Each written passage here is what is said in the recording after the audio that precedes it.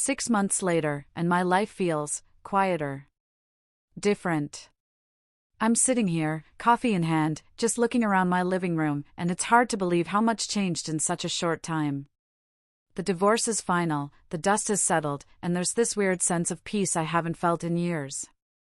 I won't lie, there was a lot of pain, a lot of anger, but mostly, it was a profound sense of confusion that finally gave way to clarity. I don't take any pleasure in seeing Olivia struggle now, not really. But I don't feel guilty either. She made her choices, every single one of them, and this is where they led her. But to truly understand how I got to this quiet morning, to this new chapter, I have to take you back to a moment that felt like a punch to the gut. It was the exact instant I realized my marriage wasn't just on the rocks, it was a sinking ship. I was in the middle of the most important business meeting of my career, pitching a deal worth nearly $3 million to 3 senior executives in Charlotte, North Carolina. My phone buzzed. Just a single, innocent buzz. I glanced down, and my stomach dropped. It was a message from Olivia. The subject line alone was enough to make me feel faint. Husband performance evaluation urgent. Attached was a 5-page document. A 5-page document. I wanted to scream, or maybe just vanish, but I couldn't. I was mid-sentence, talking about quarterly projections. So, I silenced my phone, shoved that sickening feeling down, and kept talking, kept smiling, kept pitching. The presentation went perfectly. We shook hands, they promised an answer by Friday, and I walked out of there feeling like I just climbed Mount Everest. I got into my car, the adrenaline still buzzing, and then I saw it again. That message. I opened it, and everything just shifted. It was laid out like a legitimate HR review, complete with categories, scores out of 10, and detailed notes on my supposed failures as a husband. Financial contribution, 6 out of 10.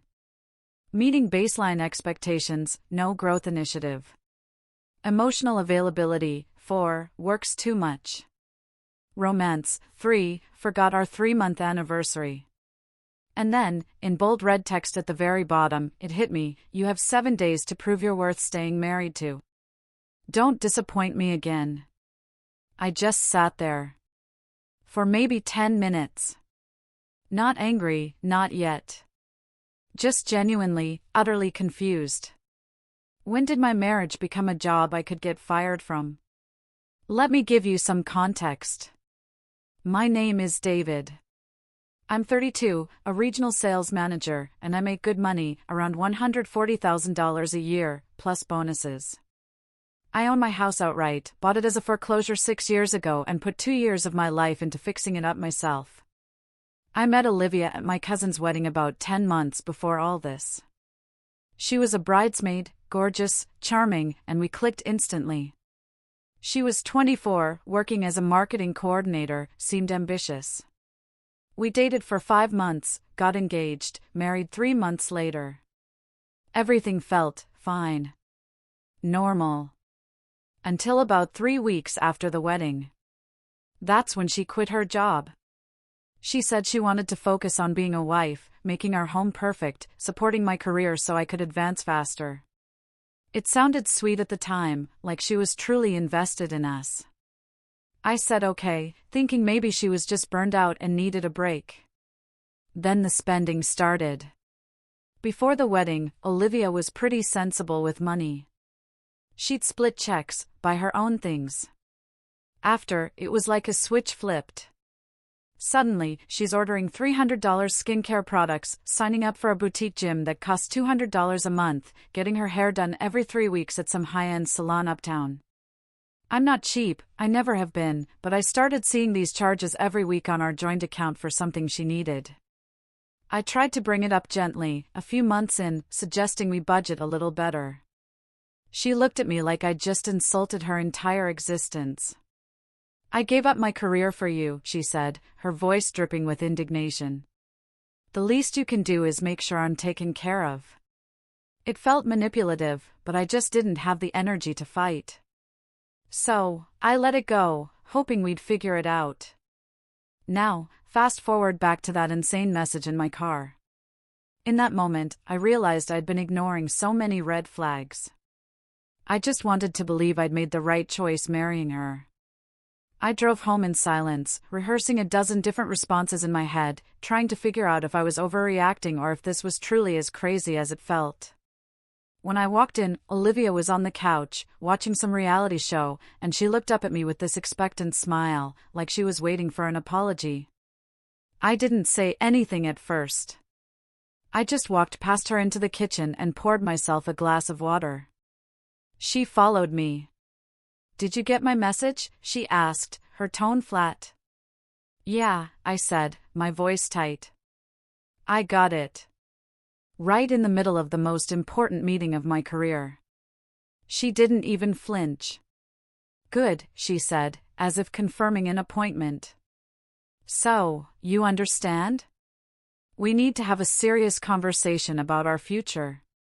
Like she was a manager calling an underperforming employee into her office. I asked her if she was serious about this whole 7-day evaluation thing. She nodded. "Completely serious, David. I've been unhappy for a while. I need to see real change, or I don't think this is going to work." Her tone was so casual, like she was talking about returning a sweater that didn't fit. I stood there, really looking at her. I saw someone I didn't recognize anymore. This wasn't the woman I married, or maybe it was, and I was just too blind to notice. I took a deep breath. And then I said something I'd been thinking about for weeks but never had the courage to verbalize. "If you're evaluating me," I told her, my voice steady, "then I'm evaluating you too. Consider this a mutual review period." Her face went blank for a second. She clearly hadn't expected any pushback. Then she let out this short, dismissive laugh. "Fine, evaluate away," she said, turning back to the TV. "I'm sure you'll realize pretty quickly that you're lucky to have me." She unpaused her show. I went upstairs, into my home office, and closed the door. I sat down at my desk, opening my laptop. I wasn't sure what I was doing yet, but I knew something fundamental had just changed. I pulled up our joint bank account and started scrolling through the last few months of transactions. What I found made my blood run cold. Thousands of dollars. Clothes, restaurants, subscriptions to services I'd never even heard of. And her contribution to any of it? Exactly zero. She hadn't worked, hadn't brought in any income, hadn't even really managed the house because we still ordered takeout 4 times a week, and I was the one doing most of the cleaning. I closed the laptop, leaned back in my chair, and stared at the ceiling. For the first time in months, I felt something other than confusion. I felt clarity. If Olivia wanted to evaluate whether I was worth keeping, then I was damn sure going to evaluate whether this marriage was worth keeping. And I had a feeling I already knew what the answer was going to be. The next morning, I woke up at 6, showered, got dressed for work. Olivia was still asleep, her bedroom door closed. It wasn't unusual, she rarely got up before 10:30. But today, it hit differently. I was actively paying attention to what she actually did with her time. I made coffee, checked my emails, and before I left, I did something I'd never done. I took my laptop with me instead of leaving it at home. I also called my brother, Mark, asking if he could swing by later to pick up some tools I'd borrowed. Really, I was giving him a spare key and asking him to keep an eye on things, just in case. He agreed without asking too many questions, like he always does. On my lunch break, I logged into our joint account from my office and started building a spreadsheet. Every single transaction since she quit her job, categorized. It took me almost 2 hours. By the end, I had a complete financial picture of our marriage. It was worse than I thought. Olivia had spent $9,200 in 4 months. Clothes, beauty treatments, dinners with friends, subscription boxes, online shopping, boutique fitness classes, dozens of things that had absolutely nothing to do with running our household. Her contribution to our actual joint expenses, groceries, utilities, the mortgage, anything that kept our life running? Zero. I just sat there, staring at the numbers, feeling like an absolute idiot for not catching this sooner. But I'd been busy. Busy working, busy building a future. I trusted her to be reasonable. That trust was clearly misplaced. I immediately created a new checking account, in my name only, and transferred most of my money into it. I left just enough in the joint account to cover the bills I knew were coming due this month. Then, I called my buddy Daniel, who's a family lawyer, and asked if he had time for a drink after work. We met at a bar near his office. I laid out the whole situation, the performance review, the spending, the sheer entitlement. Daniel listened without interrupting. When I finished, he was quiet for a minute. Then he said, "David, what you're describing sounds like financial manipulation. Someone who contributes nothing but demands everything, and then threatens to leave if you don't meet their standards, that's control." He told me to document everything, take screenshots, save messages, keep records of all spending. "If this goes where I think it's going, you're going to need proof," he warned. Then he told me something I wasn't expecting. Olivia had been talking about me to mutual friends for months, complaining I was cheap, that I didn't appreciate her, that she could have done better. Daniel said he hadn't wanted to tell me before, thinking it was just normal marriage venting. But combined with everything else, it painted a pretty clear picture of someone who'd been checked out of the relationship for a while. I drove home feeling like I'd been punched in the stomach. Not because I was heartbroken, but because I was so incredibly angry at myself for missing all the signs. When I got home, Olivia was in the living room with her friend, Chloe. They were drinking wine, watching Netflix. They both looked up when I walked in. Chloe left pretty quickly, saying she had to get home, and I could tell from the look on her face they'd been talking about me. Once she was gone, I sat down across from Olivia and asked her directly if she'd been complaining about me to our friends. She got defensive immediately. Said I was being paranoid, that she was allowed to talk to her friends about her feelings. "That's fine," I told her, "but maybe don't post about it on Instagram where 3,000 people can see it." Her face went pale. "What are you talking about?" she asked. I pulled up my phone and showed her the screenshots I'd taken during my lunch break. She'd posted a story yesterday about being married to someone who doesn't understand that maintaining yourself costs money. And another one this morning about cheap men who expect their wives to look expensive on a Walmart budget.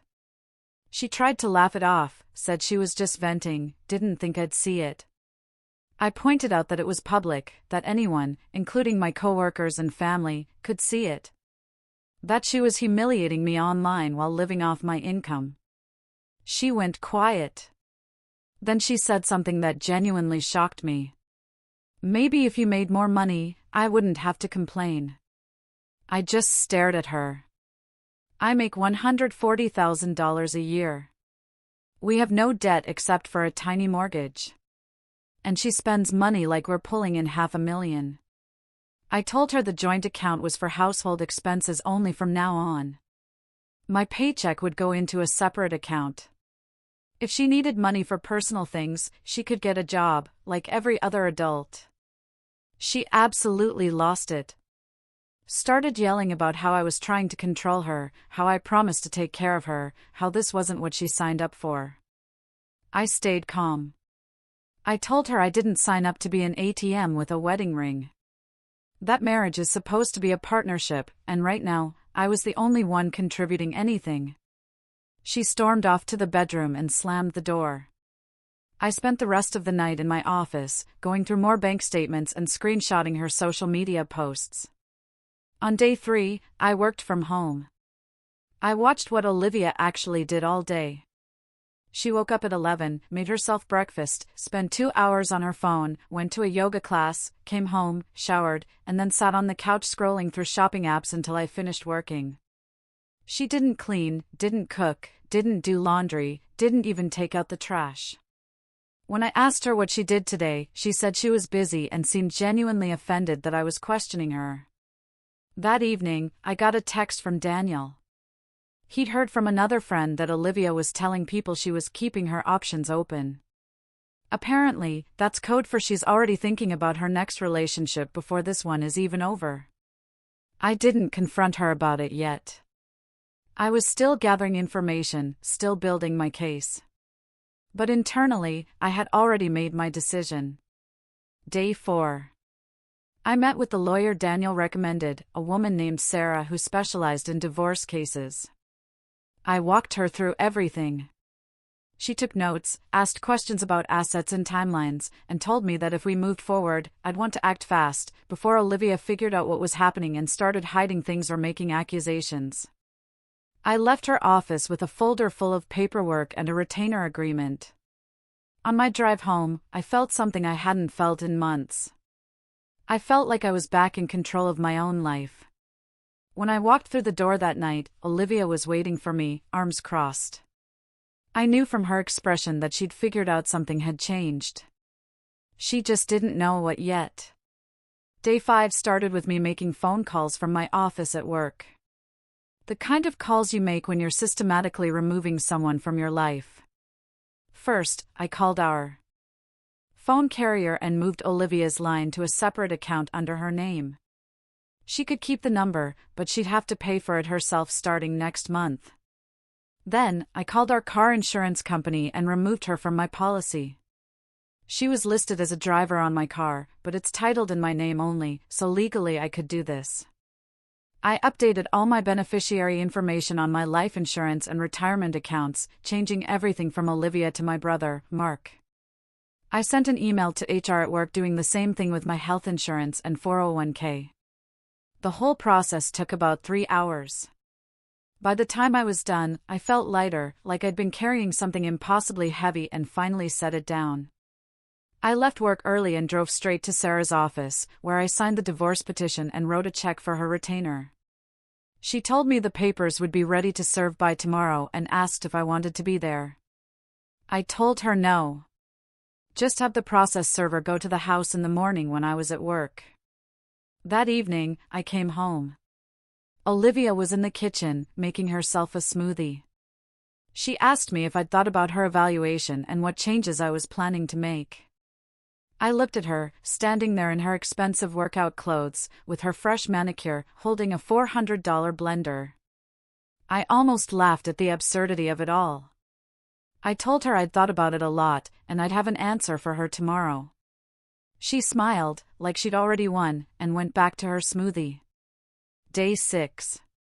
This was when everything fell apart for her. I went to work like normal. Around 10 in the morning, I got a text from my neighbor, Steve, with a photo attached. He's the retired guy 2 doors down who I helped with his fence last summer. The photo showed Olivia screaming at a process server on our front porch. Apparently, she didn't take the divorce papers well. My phone started blowing up with calls and texts from her, but I ignored all of them. I was in back-to-back meetings all day, and I genuinely didn't have time for her drama. Around 3 in the afternoon, Mark called and told me I needed to come home. Olivia's mother, Brenda, had shown up at the house, and they were both losing their minds. I told him I'd be there in 30 minutes and left work early for the second day in a row. When I pulled into my driveway, there was a car I didn't recognize parked on the street. I could hear yelling from inside the house before I even opened the door. Olivia and Brenda were in the living room. Olivia was crying, and Brenda was pacing back and forth, talking on her phone. When I walked in, they both turned to look at me like I was the villain in their story. Brenda hung up and immediately started in on me about how I was ruining her daughter's life, abandoning my responsibilities, how no real man would treat his wife this way. I let her finish. Then I very calmly told her that her daughter hadn't worked in 4 months, had spent over $9,000 of my money on personal luxuries, publicly humiliated me on social media, and gave me a literal performance review like I was her employee. Brenda looked at Olivia for confirmation. Olivia just stood there crying, not denying any of it. I told them both that I was done with this conversation and they needed to leave. Brenda said Olivia lived here and didn't have to go anywhere.